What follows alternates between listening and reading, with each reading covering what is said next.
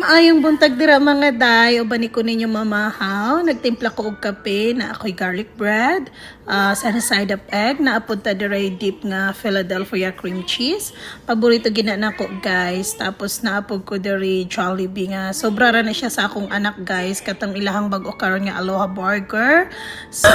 So mo to guys, samtang nagkaon ko dira, ako lang gipapanood ang akong anak dira nga babae og Rachel. So ako lang siyang gisigag li guys, kaya basigon sa nayang gibuhat.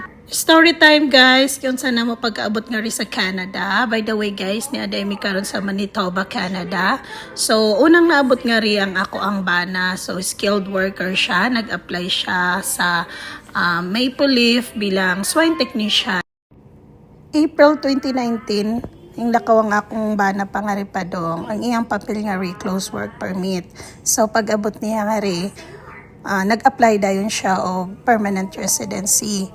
So after 1.5 year, na-approve ang iyang permanent residency. So way back November 2021.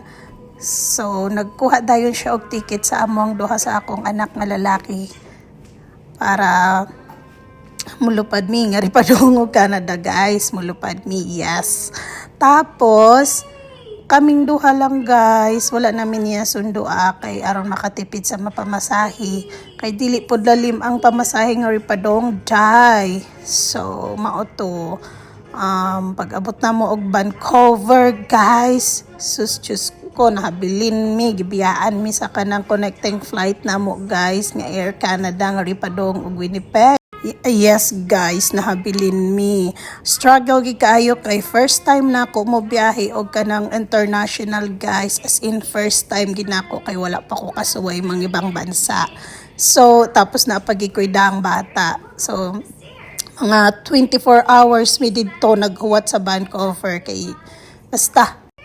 Tapos mga day kato daeng to apa ko sa Manila o sa Philippines no. Excited kay ko mga ri og kanang Canada, kay excited kay ko sa snow ba. Tapos excited ko yung isip-isip na ako magduwa kog snow. Tapos pag-abot ako diri day kay na quarantine pa mi kay medyo kanang higpit pa ato ang kanang COVID. Na quarantine mi og 2 weeks guys, dili mi pwede kagawas. Tapos naalang ming duha sa akong anak sa sud sa apartment. Tapos magsige lang miglili sa gawas. O nya ang gawas guys kay puro puti, puro snow. So sad kaayo guys, wako kasabot sa akong gibati nga murag ko kahilakon ay ambot. Na-miss jud na ako ang ako mga kachismisan dira sa Philippines, akong mga kumari dira nga paghatod mo sa estudyante sa eskwelahan.